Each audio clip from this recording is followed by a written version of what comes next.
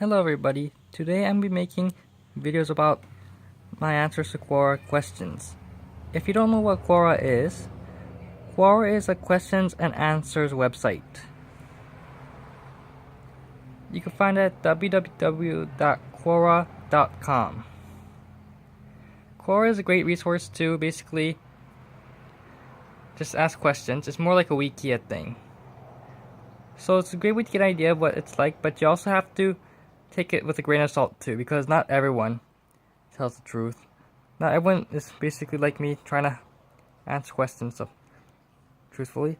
So it's a bit like Wikipedia in a way, except for questions or wiki answers, basically. So I just like to make videos about the answers because it's easier to explain it. So that way there's less communication difficulties too, so you basically understand it better. And I would have more time to actually explain it as well, as vice versa with typing it out. So, the first question we're going to answer today is, how is national security important when considering on how to build an empire? National security is very important because that's basically what's going to keep your empire safe together. It will deal with threats like terrorism, invasions, espionage. So national security, I would say, I'll put police in the category of national security, army, your intelligence agencies. Basically, they'll be national security. And they're supposed to protect your country. So it's a really important consideration because with national security, you gotta also protect your borders too. And you gotta be able to keep your people safe. And of course, keep your government safe too. So it's important you consider how you're gonna defend your country too with national security. National security should be near the top for any country, assuming you wanna not be invaded or fall apart. But national security is not always easy because it brings up the liberty versus security debate, the much more free society versus a much more closed society in a way, all that stuff. Because if you look at states that were really oriented around national security, you would say maybe China is one, as opposed to, let's see, probably Switzerland. China hacks companies, stuff like that, but they kind of went corrupt. Soviet Union went too far in national security and can cause its own implosions. So with national security, you gotta take it really in the measurement. You gotta have enough of it just to survive. Not too much, not too little. If you have too little, you're gonna get invaded probably or fall apart due to corruption. If you have too much, people are gonna feel oppressed and they're gonna want to break away. So national security is a really important concern when building any nation, too. Like if you look at the Roman Empire, the borders weren't secure, so they fell apart when the barbarians invaded. Because I'm talking about Western Rome, sorry about that. The Western Roman Empire, after split between the Byzantine and Western Roman Empire. They fell apart because the borders weren't secure.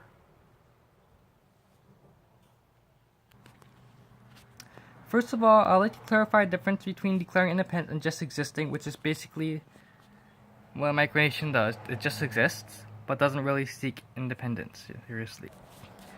For example, there's a major difference between the Texas independence movement and, let's take it for example, the Republic of Molossia. I know Molossia doesn't really seek to get independence, they're more of a playful kind of micronation, just there for personal amusement pretty much. It's more like a hobby according to what I've seen. Well, and the independence movement would be like the Texas sovereignty movement, the Texas independence movement, who seeks to make a sovereign Texas republic. So anyways, when you consider it, there's a difference. Because if you're gonna ask me if you could bring people into if you could declare your property independent and if you bring people in, I need to know the first two categories first, which would be really helpful. But since I don't know, I'm actually gonna explain both. Let's talk about declaring independence first. Let's say you declared independence, right? First of all, how would you get your independence? Would you buy it? Would you declare war? Would you do some other arrangement to get your independence? And when I mean independence, that means you successfully break off the country, they recognize you, you don't pay taxes to them, and you're responsible for your own defense, your own healthcare. Because when you declare independence, there's lots of logistics you have to coordinate. Who's going to provide your immigration services, customs services? Who's going to secure your border? Who's gonna prevent other countries from saying, hey, look, there's a piece of land there, let's invade it? And who's gonna protect you from terrorist organizations who want to, cause problems? You have lots of considerations to think about too, not to mention sanitation, power, water, your environmental policies, as well as your healthcare, education. All these things need to be considered before actually trying to seek independence. Because when you become independent, you're officially basically on your own already. Like, let's look at, for example, a colony, right? A colony has all its, probably, or maybe a US state would be better, or Korean province, or Japanese prefecture. Because when you're just a provincial government, you have your own services, but you don't have to provide your own military because the national government will protect you. You don't have to provide counterintelligence. I know you can provide municipal services as a, municipality or even a province. But when you become independent, things become much more complex. Well, I'm assuming if you just have, let's say for example, say this is your land, right? That you own. You declare independence from another country. Let's say for example, since the answer was talking about UK, talking a lot about UK.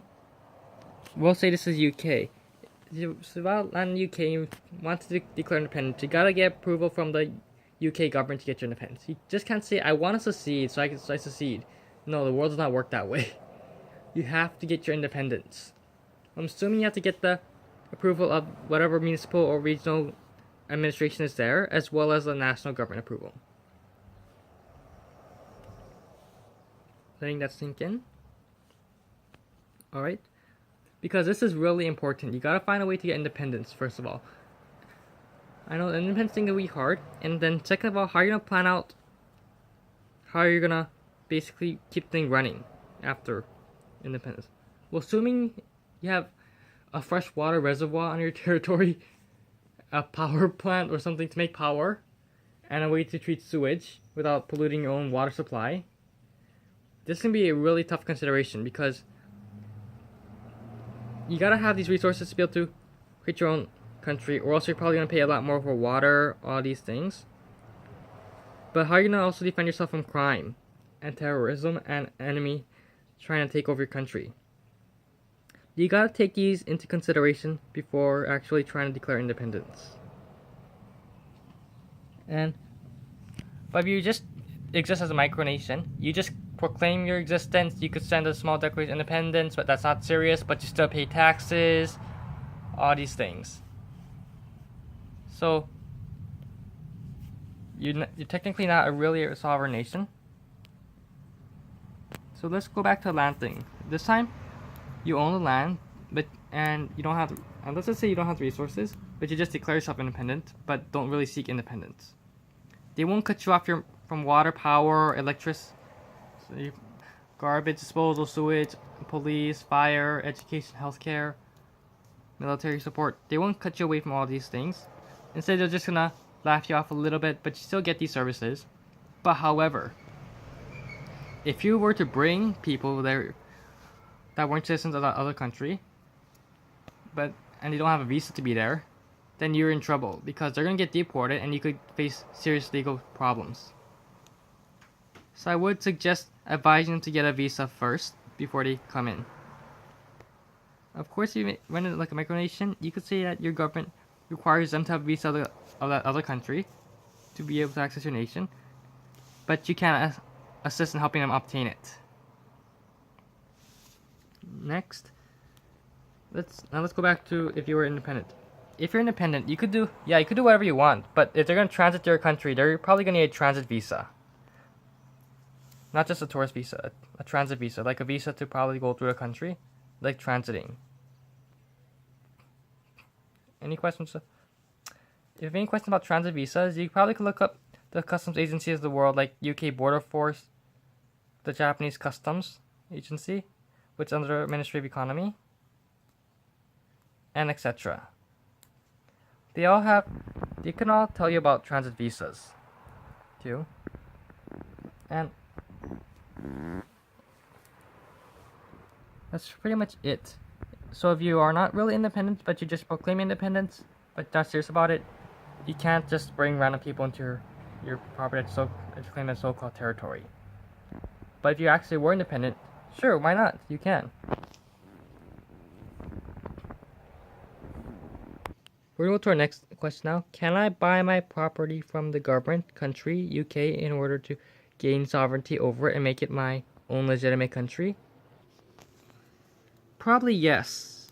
If, like, if you do it on the, I would say, country level thing. Because Alaska was bought by the US from Russia. Louisiana from France.